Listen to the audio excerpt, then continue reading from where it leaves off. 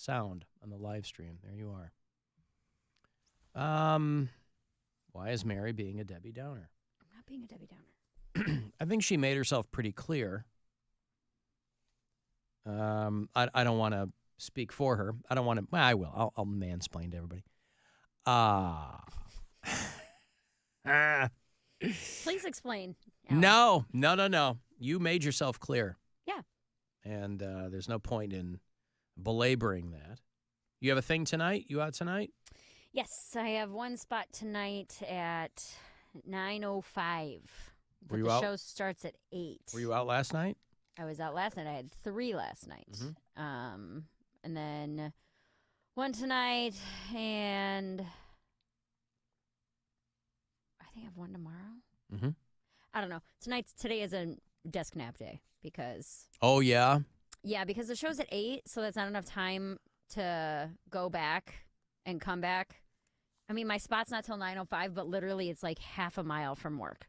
So it would be like going home to drop off my stuff to come right back to where I am. So today I'm probably going to get a slice of pizza and take a desk nap. Will you use the remainder of the pizza as a pillow? There will be no remainder. You'll eat that whole pillow. Correct. Alan, just because Poundcake is an uncultured dingus, tons of people go to the Hoover Dam to see and tour an engineering marvel. Also, I'm an ecologist. I know about 30 ornithologists in and around the Vegas area. I'm sure that the Bellagio consulted with one of them to positively identify that bird, that yellow-billed loon that found itself on the water at the Bellagio fountain there in Vegas, and subsequently the hotel turned the fountains off so that they could extract one of the 10 rarest birds in the United States, which I think is interesting. And I have a feeling, because Vegas has so many amazing restaurants, that bird will probably be delicious. I don't think you can And go for birds. And go for top dollar. You don't think so? I think there's probably laws. Oh. All right, fine. Then forget I said anything. You can leave messages for us in the after hours line. Corey in Tarpon Springs dropped a message. Alan, I was thinking about you. That's why I called. More so about the chip challenge coming up. Super excited. Can't wait. But I'd almost be nervous on your behalf that Mr. Bill Squire might try to throw some wacky curveballs your way. Obviously, you've got the 3 trivia questions. Now, it's are you smarter than a 5th grader level trivia, something a little common knowledge, maybe confused. He's not going to ask you some cockamamie like if the circumference is equal to the distance of friction, then what is the resistance of composure? I would just hope he doesn't try to jam you up. You might want to nail down the specifics on those questions. Like, what color is a banana? They're not. I mean, I would just want more clarity on that. Color is Hey, a man, banana. I know I've been rambling. I appreciate you taking time to listen to me. I won't lie to you. I completely forgot that there's a trivia component. I'm not paying attention to that. I have a feeling have my to. Well, we have to because we're going to be asked. You don't get to drink your drink until I'm you get the not burning questions the inner right. lining of my stuff because I gotta get the questions right. I completely forgot about that component. These questions are not going to be that crazy. As crazy as what color is a banana? The funny thing is that they're pretty. They're not super hard, but what's going to be you're going to be so distracted by how hot your mouth is that you're like, I can't answer this. It'll be fine. And the thing is, Poundcake, under normal circumstances, I have a super hot mouth. That's what everybody says. That's what I'm There goes saying. old hot mouth. Yeah! Sure, that'll be the topic of conversation tonight. How's Alan? How hot is Alan's mouth really? Very. Thank you very much. White hot. Yeah, I had thank you, Corey. I had completely forgotten about that component of it. That we won't be able to, whatever we bring in, whether it's Mary might be going the dairy route. I think I'll be going the yogurt route. I guess that's also dairy, but, milk or whatever. That we can't do that until we answer the question. Forgot about that. And that's after each question, we get 3? You have to answer 3 questions. Because we each have an hour. Yeah. So Yeah, okay. I'll ask you a question. Yeah. And if you get it right, then you got to get 3. This is all in the midst of trying to do a show, by the way, too. This is going to be that's what's going to make it more entertaining. I can't take I'm not going to do an hour of me going, oh boy, that's hot. Well, then get your question right. Yeah. Well, that's the funny thing about, the whole "Are you smarter than a 5th grader" thing, and obviously that show bore that out. But it sounds so silly because grown-ups are like, "Oh, I know," but you forget all of the arcane things you learn in the 5th grade that immediately go out of your brain by the time you're an adult. And so you end up with a lot of grown-ups that look really stupid. If, Bill, you could, small request, if you could confine it to the realm of things like, what color is a banana? All right. Boy, I would appreciate Here's that. an example of a question I'm going to ask. What is the capital of Russia? Moscow. St. Petersburg. Vladivostok. Mary is correct. All right. Could I get be a drink. pregonate? How do I know if I'm prengan? What is the best time to sex to become pregnant? Moscow is the capital of Russia. Yeah. So like I said, nothing crazy, but I think with the added pressure of the one chip, it's going to make it more entertaining. So if we get it wrong, you ask us another question you before. have you to eat get 2 more 3 chips. right. Yeah. I thought, or are we getting 3 questions to get 1 right? I thought we had to get 3 right. Yeah, you have to get 3 right. I can't have a spoonful of my yogurt until I get 3 questions right. Correct. Yes. Okay. Because I've forgotten all about this component of it, so I just want to make sure that we're all on the same page with this. Okay. Give me another one. Just an example? Yeah. All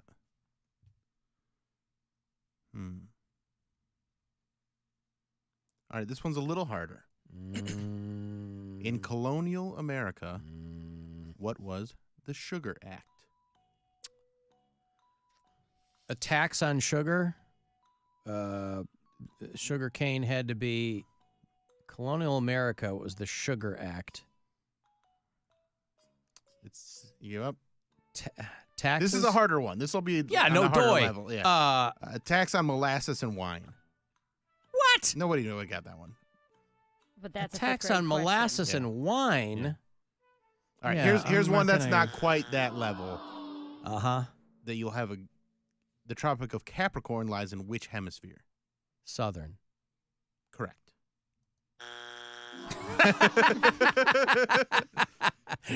All right. Well, okay. Oh, I got some of these that I'm going to definitely Yeah, okay. like tailor to guess each person.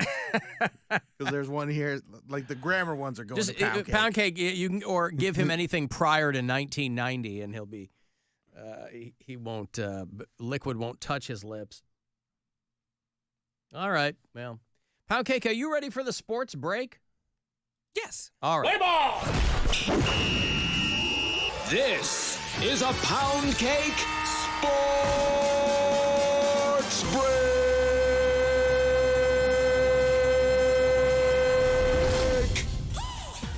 In the headlines today, fresh out of the Super Bowl and freshly into retirement, the Kelsey brothers are back on Ohio turf.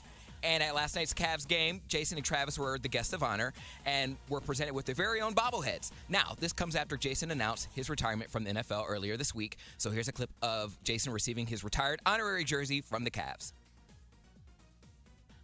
Make some noise for 7-time Pro Bowler and from the Cleveland Heights High School, Jason Kelsey. Oh, how cute. Way to go, boys. Way to let know. Also, the footage of the skier wiping out mid-jump is insane, and it's exactly the reason why there's no reason for me to try anything new ever again. Alan, can you play this clip right here?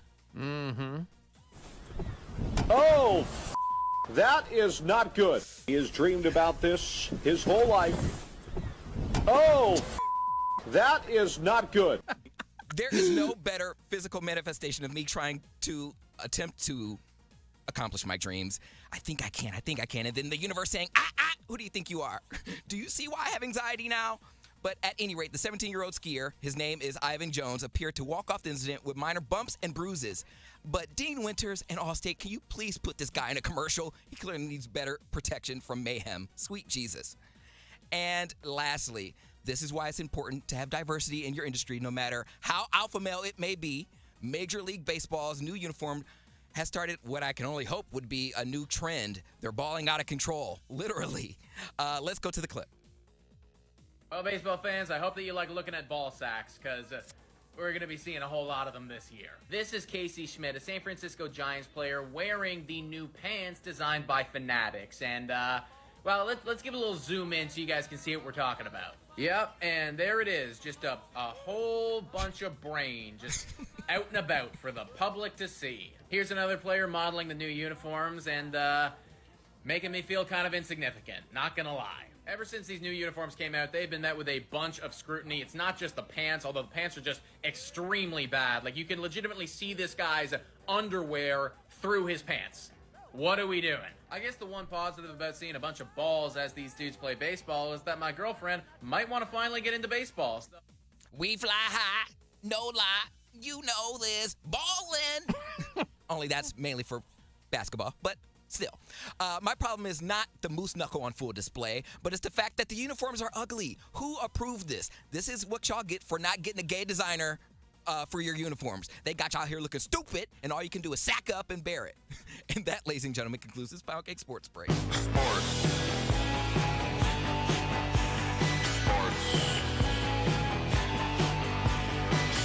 You know, with those thin uniform pants, you might say that they're under increased scrutiny. Mightn't you? I don't understand, though. Because they probably got a super dirt cheap deal from Fanatics, and now they're wearing paper thin baseball pants. Well, even they're like, oh, these we'll slash our costs because we're really hurting here in Major League Baseball. Even besides that, I guess I don't know sports well enough. Baseball players don't wear a cup. Or, maybe some do. Or a jockstrap. Maybe not for the picture. Okay, then that may be what it is. Because I'm like, it shouldn't be an issue. Because like, I always thought they wore a cup just in case they got, hit in the balls with the ball. I think it's pretty unlikely. I don't think that happens very often, and I don't know how many of those guys do wear one of those. But yeah, you can definitely see the brain on full display there, as the guy said. I mean, I don't have a problem with it, but that's what y'all get. Like, why would y'all want that? You're waiting for your pants to rip. Mm-hmm. Playing in y'all face, and you can't do nothing. That is true. They're in y'all's face. Hey, how many people do you think your mom has killed, Poundcake?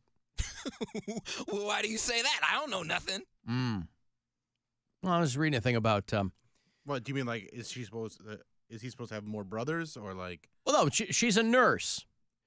And I was reading an article in one of these medical journals about how beeps in hospitals are causing hundreds of deaths a year because there are so many of them that they just become white noise, even to medical professionals.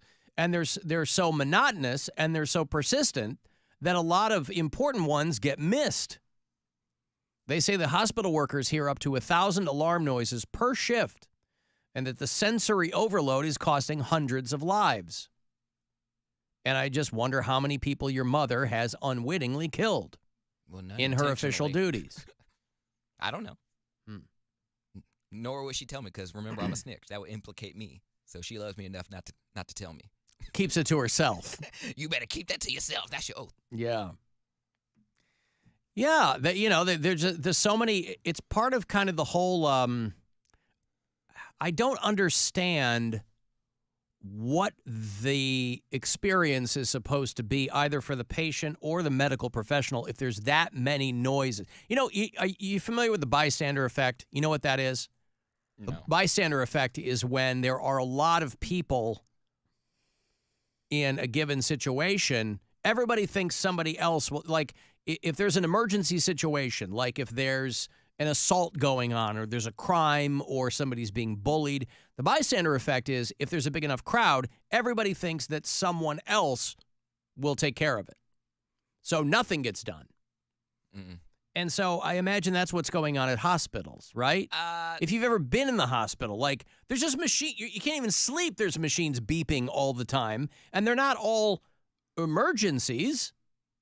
And you also can't expect people who work in hospitals to be able to discern one from the other. Correct. If they're hearing them all the time. It's very strange. From what I know, when you start your shift, you're assigned certain rooms or certain patients. Yeah, I understand that, but so even within those rooms, there are just multiple constant noises. Yeah, and a lot of people cry wolf because they think nurses are also waiters. Like, you ring a bell because you need more milk, or you ring a bell. I'm just saying stuff like that. Like less you can't discern the serious lights from the non-serious lights. Like if it's a light, you can't triage right there. You got to go in and see. Well, I mean, in their defense, people who are in the hospital, someone does have to get them everything they want. I mean, they are. But there's priority versus if someone's bleeding out in room A and someone just wants more water for their right. For their room in room C might buzz first, Yeah. So it's all about who you could get to first. But the professional is not going to go to the water guy before the bleeding out guy. But his point is you don't know. You don't know if they both sounds bring it are exactly the same. You might be closer to room Well, C. that's to my point. They need to fix that. And they need to fix that. From what I know, from what I've seen, from my friends, not just my mom being a nurse, but like friends that are in the medical field, they're really short-staffed. Most hospitals don't have enough bodies. They don't have. It's not enough patients. They have plenty of patients. They're overrun with patients. They don't have enough staff. Yeah. And these travel nurses come in, or they're paying triple overtime because there's not enough people there. It's like U.S. airports. If you've done any flying around the world, U.S. airports are the worst because you'll just be sitting there, and suddenly, just an alarm will go off. And it'll keep going off. And there's random noises. There's alarms. You don't know what's going on. You're like, is it an emergency? Did anything happen? Does anybody here who works here care? No. Everybody walking around. They've made us take our shoes off for almost 25 years for security. But there's constant noises that nobody knows what they are. If you're in an airport, unless you see a giant group of people running, people just ignore all the noises. But I couldn't help but wonder, reading that article, how many people Poundcake's dear mother might have unwittingly murdered. Well, if she didn't know, how would she know? You got me. You don't know what you don't know until you're dead. You don't know what you don't know until you hear the big, long, flat line.